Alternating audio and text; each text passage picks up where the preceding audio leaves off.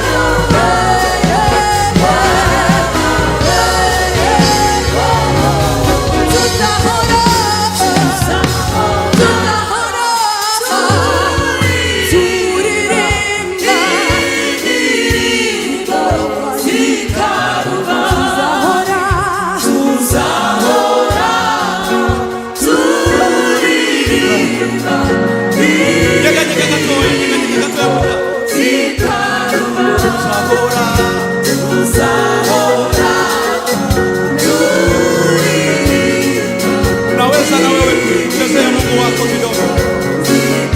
Biroroshe cyane tuzabona.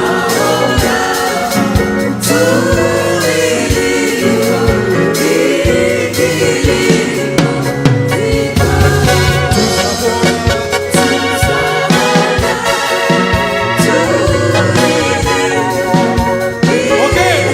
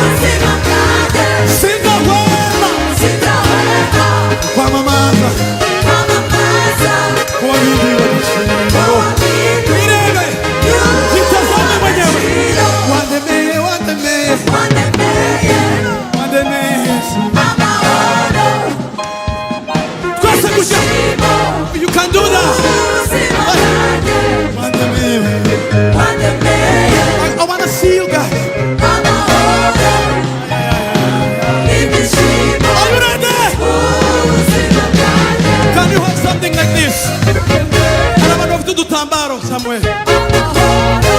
Umunota umwe dusigaranye yewe. Take something. Ushobora no gufata Bible gatoya. Can hold the Bible.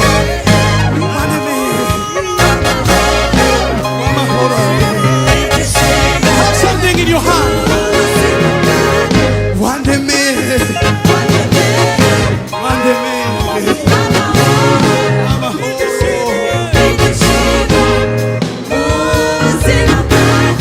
One day man.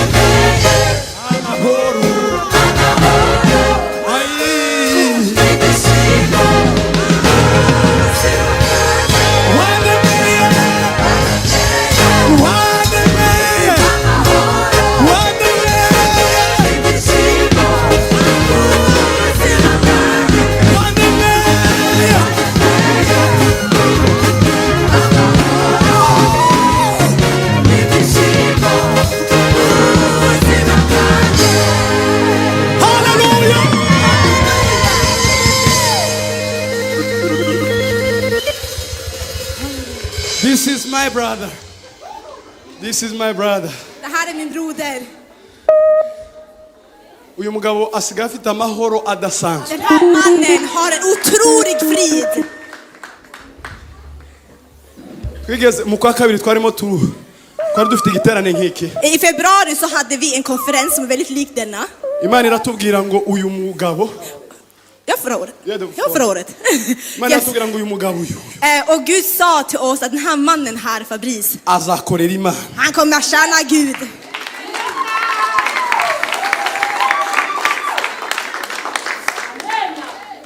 Irongera avuga ngo kandi umunsi azobatizwa. Och Gud sa också, den dagen Fabrice döper sig, niwo munsi ubuzima bwiwe buzatangira guhinduka mu bundi buryo. det är då hans liv kommer förändras på något nytt sätt. You can say something yourself. Berätta. How do you feel about salvation? Hur känner du kring frälsning? Halleluja! Amen. Halleluja! Amen. Konta bumva neza. Varför har jag inte er? Icyubahiro ku Mana yawe. All ära till vår Gud. Icyubahiro ku Mana yawe. All ära till vår Gud. Kuva menya Imana Sen jag fick lära känna Gud, harahindutse ikintu kinini cyane mu buzima bwanjye. något stort har förändrats i mitt liv. Nta na rimwe mu buzima bwanjye nigeze nibaza yuko Det finns inte någon gång i mitt liv där jag frågade mig själv, nobaho muri weekend ntanyoye. hur kan jag leva en helg när jag inte har druckit? Hur kan jag leva utan att dricka? Icyubahiro ku Mana yawe. All ära till vår Gud. Kare nari nzi yuko Förut så trodde jag ari ubasha bw'umuntu kuvyuka mu gatondo att det är en människas vilja att vakna på morgonen, akavyuka akagenda att vakna och gå agasubira agataha och sen komma tillbaka hemmet återigen. mu bwo kuva bamenye Imana Men sen jag lärde känna Gud, nasanze ari ubuntu bwayo. jag såg att det var Guds nåd att allt det där hände. Ni benshi abifuza kuvyuka bakirirwa Det finns många som önskar att de kunde vakna och leva under dagen. mugabe Imana ikabitora ukundi nayo. Men för Gud så händer det något helt annat. Nico dukwiye kwama dushima misi Och yose. det är en av de stora sakerna vi behöver lovprisa Gud för. Twebwe iyo turaba När vi tittar twama turaba ivyo tudafise. så tittar vi oftast på saker och ting vi saknar i våra liv. Mugabo uzi Imana Men du som känner Gud, afise vyose mugabo den har allt den behöver. utayizi navyo ushobora kubona. Och om du inte har Gud så kan du inte se att du har allt du behöver. Twebwe iyo turaba När vi tittar på oss själva twifuza imodoka, så kanske vi önskar en bil. twifuza inzu. Vi önskar att bygga ett hus. Noneho wananabironka Och sen när du får det nturonke nayo mahoro. så får du inte den här friden. Muba muza bifuza kubona nkamwe mugo batabifise. Vet ni hur många som önskar saker och ting som ni har men som de andra människor inte har? Muba muzi abifuza gutambuka mugo batabishobora. Vet ni vet ni hur många som önskar att de kunde gå med sina egna fötter men har inte den möjligheten? Mugo mwebwe ivyo murabifise. Men allt det där har du. Mugo mbengo ni uburenganzira Men bwawe. du tänker att det är ju det är min egen vilja. Det är jag som har förtjänat det här. Ntimwigera mubishimangira bamwe. Och vi glömmer att lovprisa och tacka Gud för det. Nindaronka akanya kandi gahagije När jag får mer tid senare nabiteguye neza och jag har förberett det väl, nzotanga ubuhamya så burambuye kommer jag ge ett stort vittnesbörd. icyubahiro ku Mana All yacu. ära till Gud. Amen, amen, amen. We love you, Fabrice. Vi älskar dig, We love you Fabrice, and your family. och hela din familj. Yewe namusuye atarakizwa. Jag gick och hälsade på honom innan han blev frälst. Sanga yubatse akabare mu nzu muwe. Och han hade byggt en hel bar i sitt hus. Pastor B, apana bya bizo kuja kunywera iri. Inte pastor Ben där man går till baren och dricker där. Noneho anagahindura izina ntiyakita akabare akita katedral. Och han kallade inte bar utan han kallade det för katedral. Kari mama wayinahenze narakarebye pastor amwe ngo dusenge ndavuga tuzadusengera umuntu akarika icupa rimwe ariko kuzogeza ndasenya akakanzu yubatse mu. Och när vi var oss i bön, vi också. batubwira ikintu gikomeye cyane Och de gose delade ett starkt budskap med oss. n'abatama bakuze Och det här var äldre människor. batubwira ikintu gikomeye Men cyane de sa ett viktigt ord till oss. ngo Imana yarababwiye Han sa att vår Gud har sagt till oss, ngo umunsi muzobona den dagen muzobona som ni ser abanyafrika afrikaner, bariko batamba imbere när de dansar här framme, muze mwitege ko ubu byose byo butangire kom ihåg, förvänta er att väckelse kommer starta igång. umenye ko umuvyuro ugiye kuza bamumana Förvänta er att Guds väckelse är på väg. useko ko dusenga Så allt det här behöver vi för att be för hama tukaba umwe och vara enad. kuko Imana ishaka ko tuba umwe För Gud har kallat oss till en gemenskap. Imana ishimwe cyane Ära till Gud. haleluya Amen. reka nakire abashitsi sinje kwigisha Jag ska inte predika, det är inte jag som gör det ikväll, utan jag ska välkomna ndakiriye mwene gäster. data mu pastor mugenzi wanje pastor Samuel Jag välkomnar vår broder och vän, pastor Samuel. naza gutanga kwigisha ngaha Och Sam, det är han som kommer predika för oss ikväll. turaza gukora ko live Och då kommer vi stänga av livestreamingen. tuza kubandanya hanyuma Och sen kommer vi fortsätta med det senare. umutekano wiwe ni inshuti yanje arabizi Det är en vän, jag n'igihe älskar badusengera honom. ko bashumba muri kanisa twari kuma dusenge turi babiri n'igihe badusengera ko bashumba muri kanisa twari kuma tuna Samuel Och den dagen de bad för oss att vara pastorer i församlingen, så var det jag och han. turamahasa twe na Samuel Vi är tvillingar, jag och Sam. Yes, abahugisha cyane Vår Gud välsigna dig. amen Amen.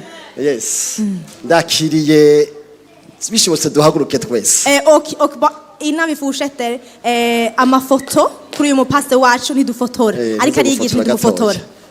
yes På svenska, vi fotar inte.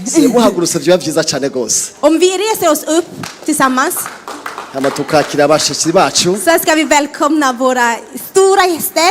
amen Amen. kuko pastor Samuel För vår pastor Sam, ntabwo aza yirukanga n'amasaha han springer inte med tiden. abanyafrika twebwe tugira isaha umwanya turawufise ukwiriye Vi afrikaner, vi har tillräckligt mycket tid. Det är en sak som är bra med oss. aho tuza kurangiriza ntaho tuzi muze Där kwihana vi slutar, bara Gud vet, men vi kommer sluta någon gång. amen Amen. haleluya Halleluja. twe twakira abakozi b'Imana Så vi ska få välkomna Guds tjänare, pastor Ben pastor Ben mufashanyi yiwe och chance lovsångaren Chans. baze hano imbere Om tubiyegereze du är välkomna här framme ska vi få välkomna dem. Amen. Stor applåd. ni umugisha udasanzwe kubabona abakozi b'Imana Det är en imbere yacu. stor välsignelse att få välkomna er. amen Amen. bahezagira benshi Amen. De välsignar många kuri pasika på påsken. wari mwujuje beka arena ya Kigali yose Så hade de fyllt hela Beka Arena i Kigali, 10 000 beka platser. arena yayimbeho ni yinye Och vår Beka Arena, det är här. amen Amen. so rero sishaka dutwara umwanya neza Så vi ska ta vara på tiden. n'abakozi b'Imana Det är Guds tjänare. kandi baje kuduhezagira Och de kom hit för att kandi välsigna tuza oss. guheza ngo ndabizi Och vi kommer bli välsignade, det vet jag mycket väl. amen Amen. narigeze kwigihe kimwe kubategura indirimbo muri alarme mu Kigali umunsi umwe ijoro En rimwe dag nigeze kubategura muri repetition så träffade jag på dem när de har repeterat i bari kujya Kigali. repetition ngo ni concert barimo När de kör lovsångsövning, det är som en konsert. icyo ngenda ko chance ni ko arayobora Och den dagen det var Chans som ledde övningen. ashaka ko atavyibuka iryo Du kanske joro inte kommer ihåg den Genda natten, gick och men jag kommer ihåg det så väl. nukuri none ni konsere turimo. För mig, jag kände att jag vittnade en konsert. Amen. Amen. Acha imyaka 13. Och det var för 13 år sedan. Numugisha kubona hano hantu. Och det är en stor välsignelse att få se er här i Umeå. Vi glädjer oss att få välkomna er här i Umeå. Ni är en stor välsignelse och vi älskar er. Amen. Amen. Reka tubahe isaha Vi ska ge dem turirimba isaha. att få lovsjunga tillsammans med dem. Hanyuma pastor aza kutubwije mu ry'iminota 30. En timme. Och sen kommer pastor Sam predika 30 minuter för oss. Hama tuza gufata amasaha ntazi tutazira kandi Imana. Och sen ska vi fortsätta med oändliga timmar att lovsjunga Herre. Amen. Turavyemeranije. Går vi ihop med det? Amashine Vill ni vara med shikuma. oss här? Ära till Gud. Amen. Amen. Yesu abahezagire cyane. Må Gud välsigna er. Nshaka kubatangiza igiterane mu kwezi kuza. Kubatangiza igiterane dufite mu kwezi kuza. Vi vill berätta om den konferensen som vi har i juni. Itariki 5, 6, Den 5, 6 och 7 juni. turi ngaha anye. Vi kommer vara här. Amen. Amen. Turafise umukozi w'Imana Pastor Ngoga Christophe. Och pastor Ngoga Christophe kommer vara Abantu här. baramubonye muri Bekare bariko baririmba niyo yatanguye kuri imbere uko baririmba baramuzi benshi. Och han var den som öppnade för dem i Beka Arena också. Ni muririmbyi mwiza cyane Det är en Pastor fantastisk lovsångare och en Nashima kuri gudstjänare. Pastor Ulf yamunyike invitation Och jag tackar vår föreståndare Ulf som skickade inbjudan. Tuzatuye muri Och han har fått konferense visum så han kommer vara här och vara med oss under konferensen. Amen. Amen. Bisibe vyiza imbere yacu kandi. Så vi har bara goda tider framför oss. Amashi menshi kuri Kristo Yesu. Stora Amen. applåder till Hari Jesus Kristus. katutazira Imana kano kanya. Amen. Amen. Kaze cyane akoze. Amen. Välkommen Guds tjänare. Amen. Amen. Yes. Oh, hallelujah. Amen. Nta yindi ndirimbo numva mu mutima uretse iyo kuvuga ngo Yesu warakoze. Nta yindi ndirimbo numva mu mutima.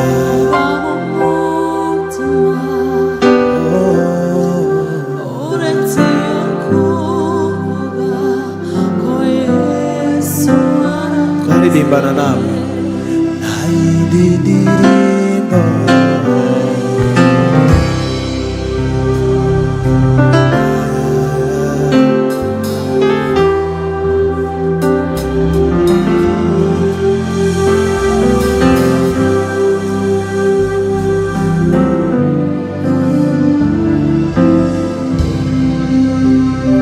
Hallelujah. Yesu ahimbazwe cyane. Ngira ngo twabibwiye nimugoroba abo twari kumwe. Jag tror vi sa det till dem som var här i natt.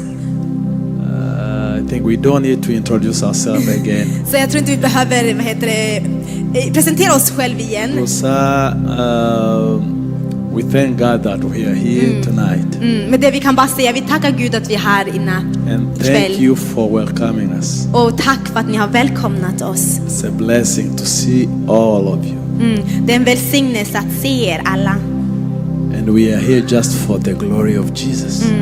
Och tungaha anye gusa guhimbaza Imana. I am Benjamin. Yitwa Benjamin She's Chance, och nawe yitwa Chance. my beautiful wife. Umugore mwiza wanje. Wow, that's good. Yeah, we came all the way from Kigali Tuvuye mu Kigali purposely for the good news. Twaje tuzanywe n'impamvu z'ubutumwa bwiza. Vi kom hit för det goda budskapet. Rero we do have our own testimony. Och turafise ubuhamwa bwacu. And we always, when we get chance to tell our story, we always tell people how we walked with our God, A very long journey. Och varenda gång vi får chansen att berätta till våra medmänniskor hur vi har tjänat Gud, det är en lång resa. And God has been so faithful to us. Och Gud har varit så god och trofast mot oss. And today we have peace in Him.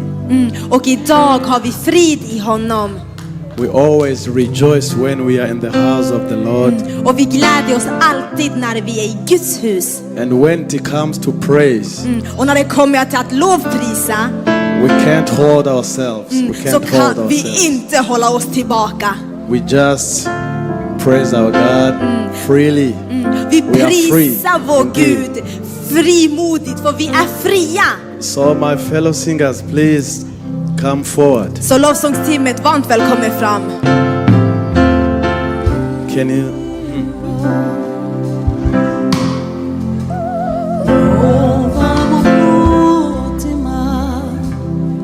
Oh, yeah.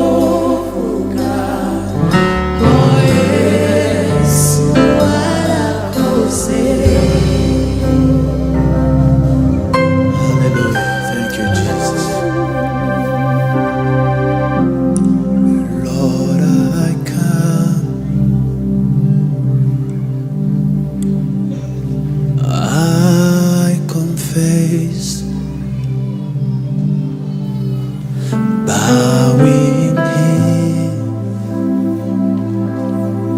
I found my rest. Without you, I fall apart. You're the one that guides my heart.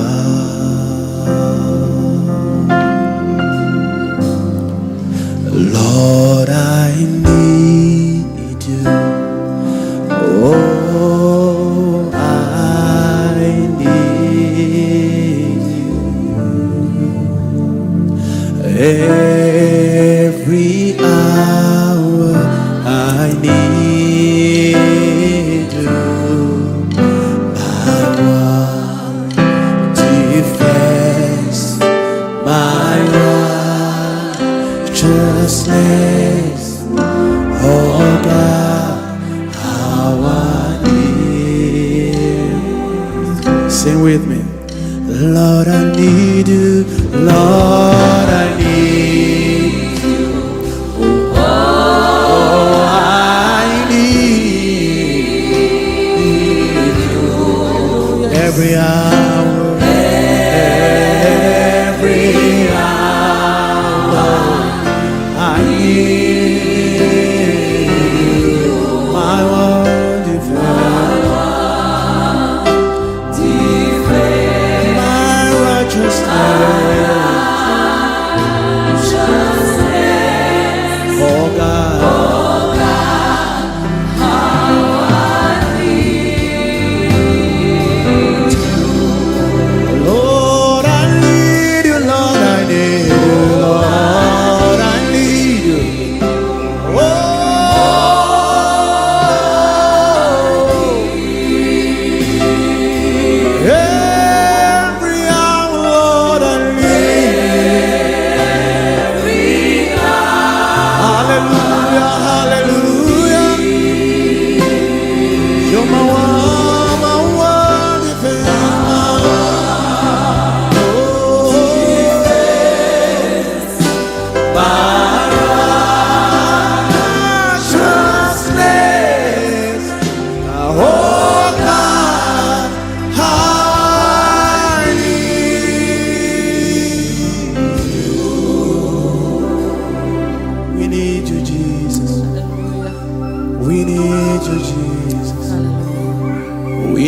you, Jesus.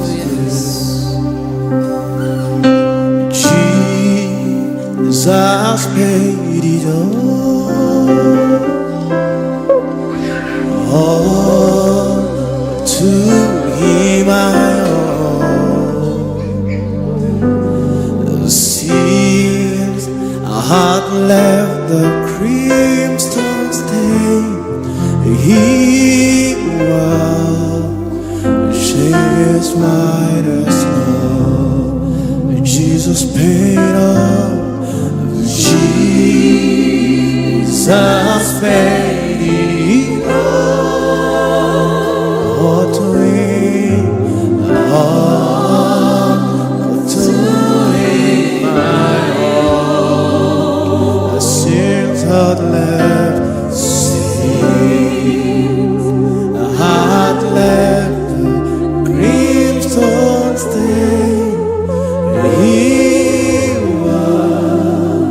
washes white as snow. Yeshua,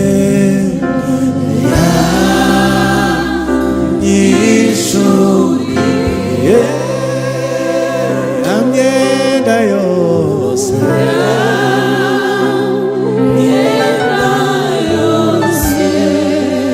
yambabariye, babariye.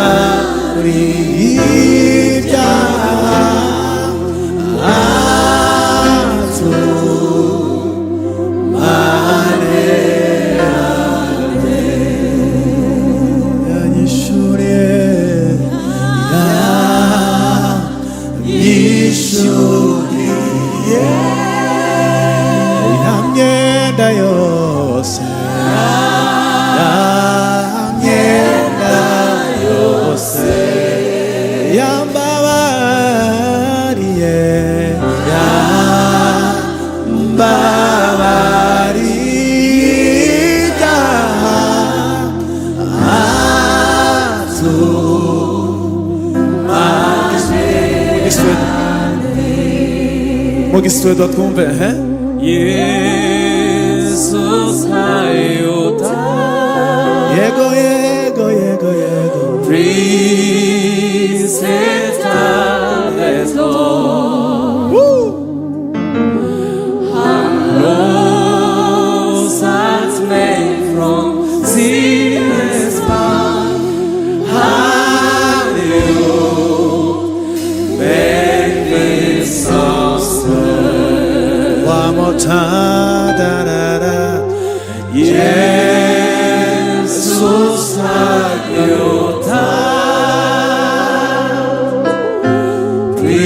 Please set up the door. Lost as made from sinners bound. Make this song Amen. Hallelujah. Amen. Amen. Amen. Hallelujah. Yesu yishuye umwenda. Munsi umwe Dawidi amaze gukora icyaha, Jesus har betalat allt. Och när David hade syndat, yagize ubwoba ngo none umunezero w'agakiza uramuvaho. då blev han rädd för att han var rädd att frälsningens glädje skulle försvinna från honom. Asenga isengesho abwira Imana ngo Mana ndakwinginze ntunkureho umunezero w'agakiza kawe. Och då bad han till Gud, snälla Fader, ta inte bort den här glädjen av frälsningen. Imana idukunda n'amafuti yacu, Imana idukunda turi beza, ikadukunda turi babi, idukunda uko turi. Gud älskar oss oavsett hur vi är i våra fel, när vi gör rätt. Han älskar oss oavsett vad vi gör. Oh yes. So, are you ready to dance for the Lord? Är ni redo att dansa för Herren? How many are ready to dance? Ni bangahe bari ready gutambira uhoraho? So, have you ever seen someone dancing while seated? Murabona umuntu atamba kandi yicaye? Let's all stand up and Reka dance for the Lord. duhaguruke dutambira Imana. Amen, amen, amen, amen, amen, amen. Ayiwe, amarira ya Yohana twagiye twumve.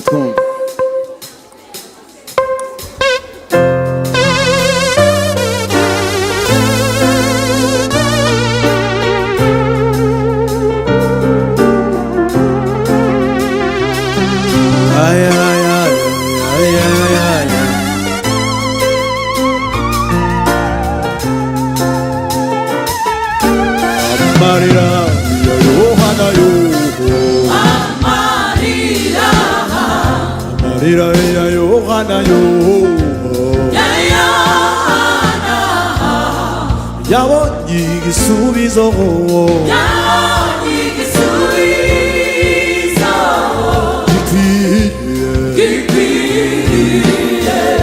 Agahinda yarafite. Kitorero yarafite aruma wagakuyeho niwe Yesu amarira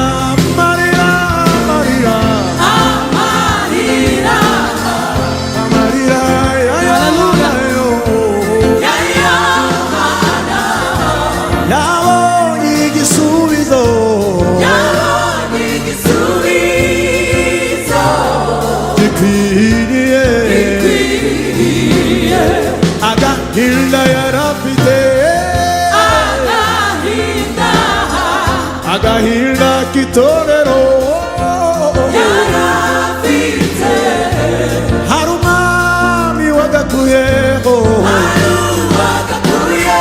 hey niwe Yesu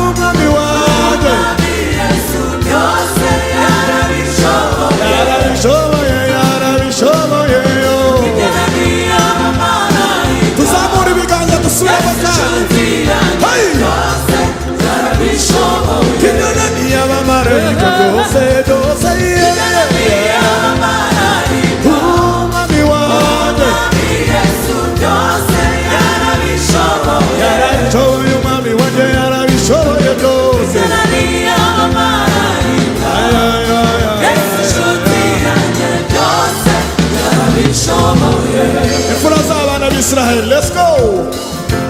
Ifuraza wana Israeli, yeah. Zahabu mugabane w'ubuzima. Ifuraza mwende mutazicwaga abana b'Imana ikosheni baramahoro. Abize umwana w'Imana. Abize umwana w'Imana, yeah. Ntibazabona itegeko ry'urupfu. Ntibazabona itegeko ry'urupfu. Itegeko ry'ubugingo bw'iteka. Itegeko ry'ubugingo bw'iteka. Niryo murage, niryo murage wabo. Yohana we. Reka kurira nshuti yanjye. Icecekere nshuti we. Reka kurira asigaho. Intare yo mu muryango wa Yuda. Sharanesheje wicecekere. Yohana we. Yohana we. Reka kurira nshuti yanjye. Icecekere nshuti we. Reka kurira asigaho. Intare yo mu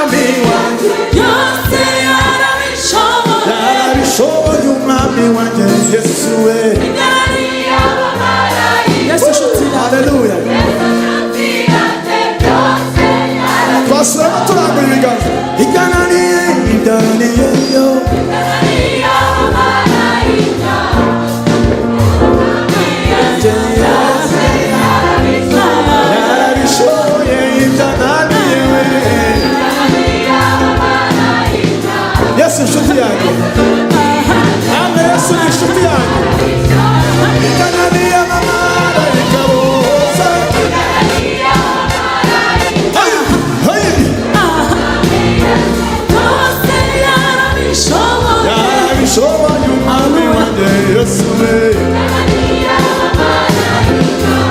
Everybody, everybody, everybody. Itanania malaika bose. Umwami wanjye.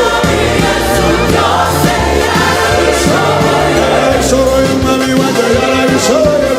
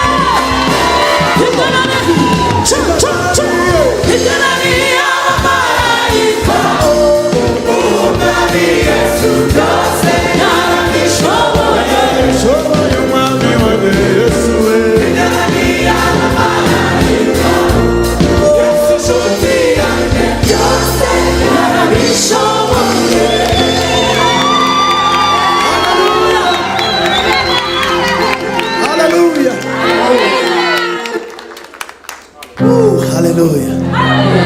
Yes, ahimbazwe kweli.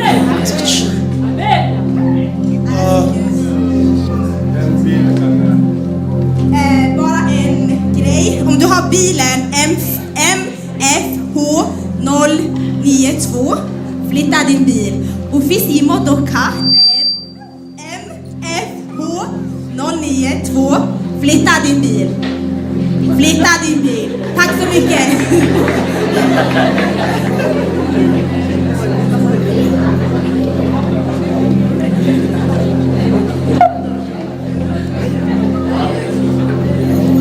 Ufite imodoka iriho ma F ho 092 yimura imodoka yo watanga inzira.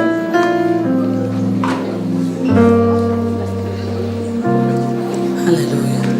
Tuzamura amaboko tumwicubahira umwami. Yazamura bitekerejeho cyane wibuka imirimo ikomeye ubuteka koze ku buzima bwawe.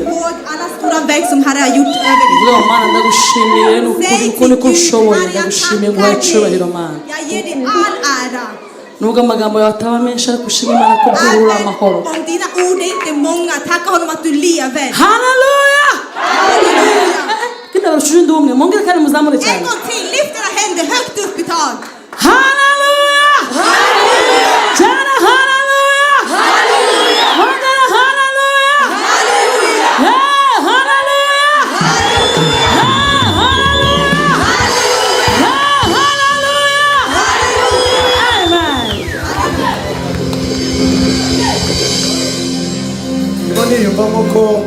Jag känner att twakongera tukabyinaho akantu. Jag känner att vi ska få dansa lite grann.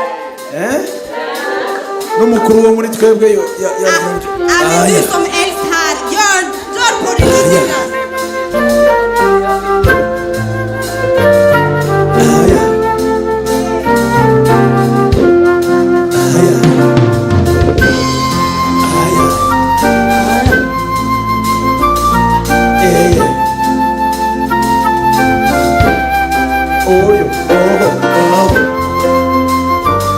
Ariko ko ntumva impundu z'ababyeyi banezererewe Imana. Igananiye abamarayika bose. Igananiye abamarayika. Umwami Yesu byose yarabishoboye. Yarabishoboye. Igananiye abamarayika. Yesu nshuti yanjye byose yarabishoboye. Igananiye abamarayika bose. Igananiye abamarayika. Umwami Yesu byose yarabishoboye. Igananiye abamarayika. Yesu nshuti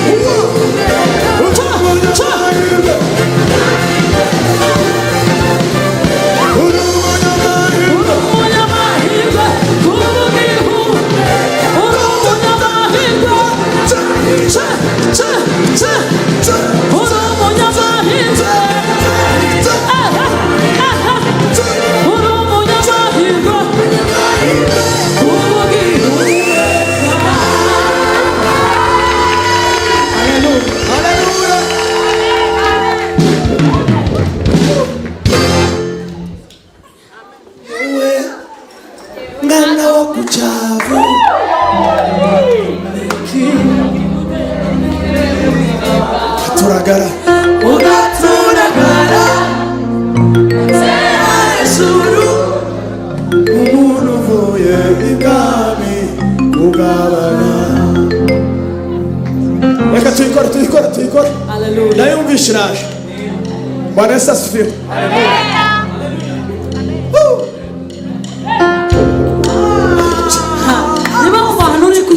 biragoye ugerageze uje ahantu ube fure bwe ngo mana uyu munsi ngiye kubyinira ukemura ibyanjye biri mu rugo. Haleluya. Ubwira Imana ngo uyu munsi ndakora uko ushoboye nawe wita ku byanjye ndashoboye. Sawa?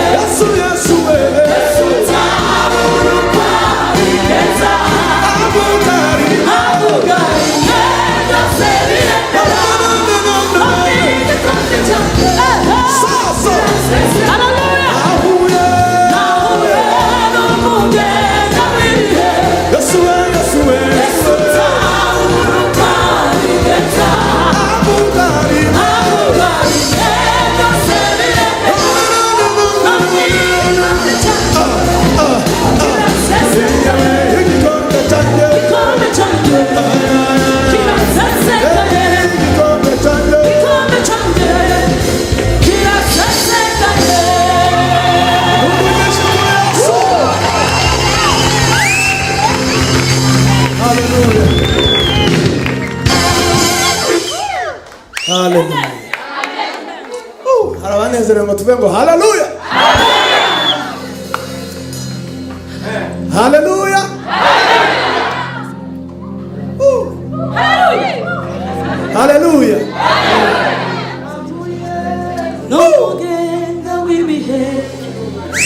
Yesu tamurukwa bigeza avugariye byose biremera none igikombe cyanjye kirasesekaye nahuye n'umugenda w'ibihe Yesu tamurukwa bigeza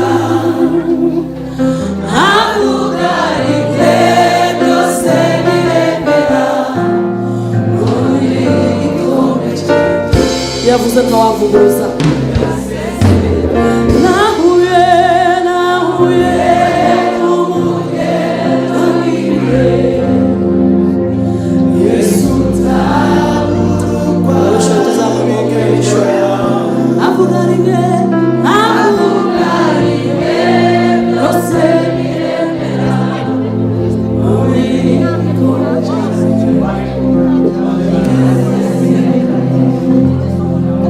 mubwire ibiremereye umutima nubwo wavuga ngorera Yesu aratumva mubwire yabanga byo mu mutima uri mubwire umwizeye Yesu aratumva mubwire ibiremereye umutima nubwo wavuga ngorera Yesu aratumva mubwire yabanga byo mu mutima uri mubwire umwizeye Yesu aratumva ntabagituye mu ihema ubu ibera muri twe munsi ku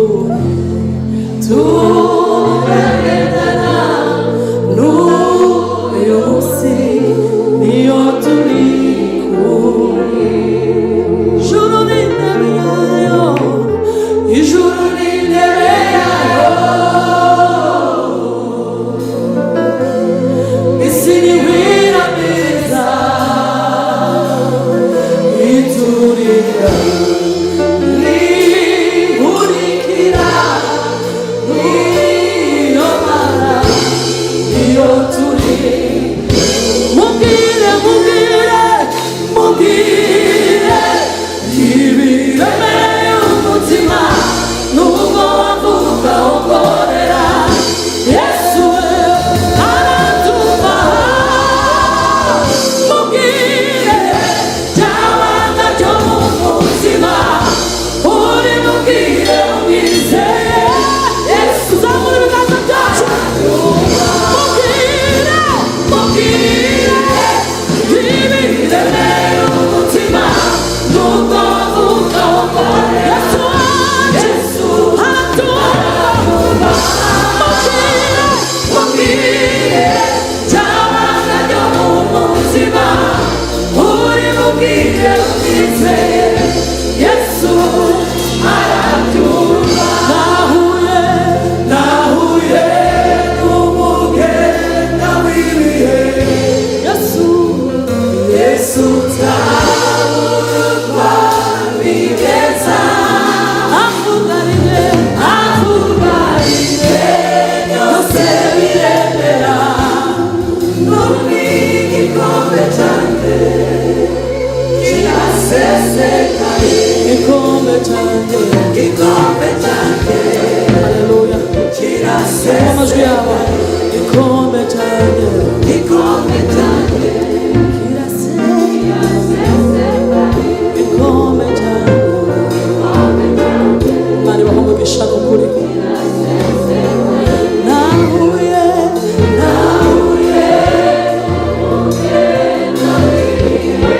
Yesu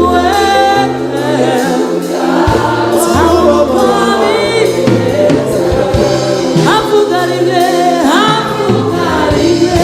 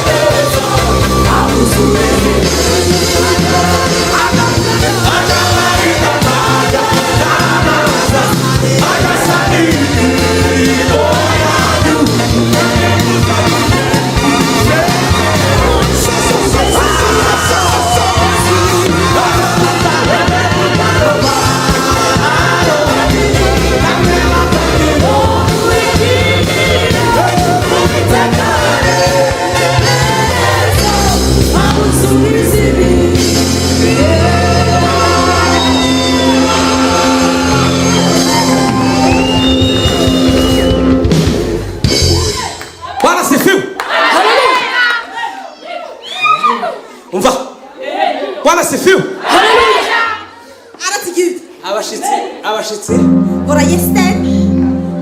Ariko ndafashishwa yemwe rubyaro rwa Aroni amera takeno muri kigiyo uitakaraye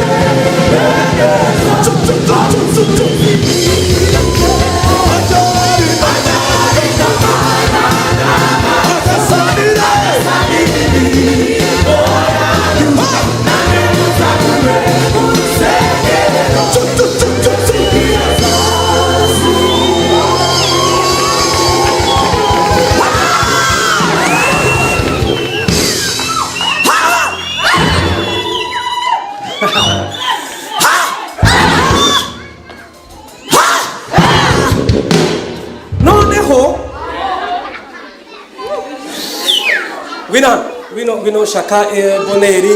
Shaka Boneri, välkommen. Musa. Kom ut. Så. Kommer du in då? Fattar du? Yes. Ta varsin penna, ta varsin penna. Där pastor och hälsa pappa. Pastor ska få ge er.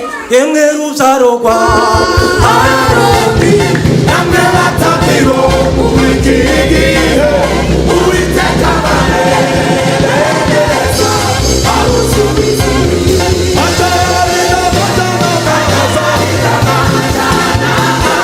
Ada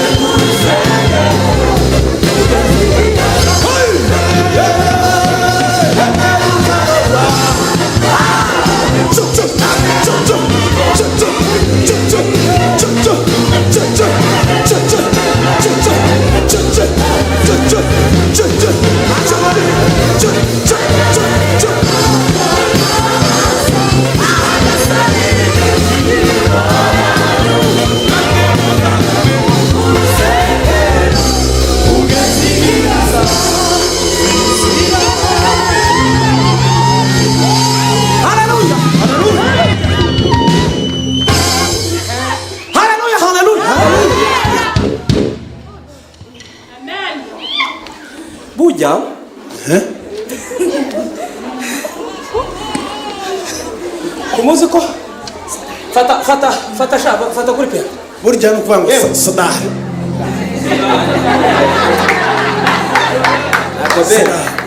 Wowe bino ukimenya vuba wa. Om vem skulle bo här, han skulle klara svenska väldigt fort. Noneho aba bantu uretse kubakunda gusa. Dessa vänner chans utan om vi bara går förbi att vi älskar dem. Sib. Vi älskar dem, eller hur? Munyumve. Yewe, vi älskar er. Turakunda. Exakt. Amen. Vi älskar varandra. Niyo twaherewe impano rimwe twatangiye kuzuzwa mu ijoro rimwe. Vi blev alltså kallade. Den första dagen vi talade i tungor, vi var tillsammans.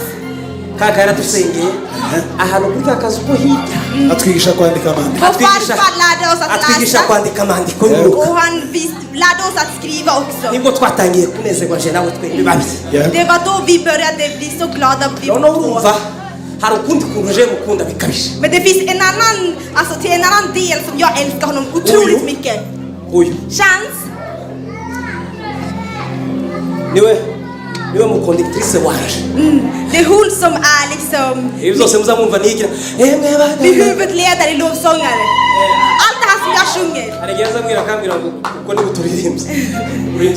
Ibland så säger hon, hur sjunger du? Kom igen. Och sen jag vänder mig till henne och bara, hur ska jag sjunga? Hur ska jag sjunga, min ledare? Jag kommer ihåg första dagen du gav mig mikrofonen.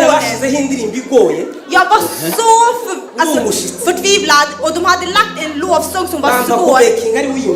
Fast jag var gäst. Jag skulle backa upp för att hon gav mig den. Och jag tänkte om jag gör fel och sjunger den här låten fel. Så jag gör fel.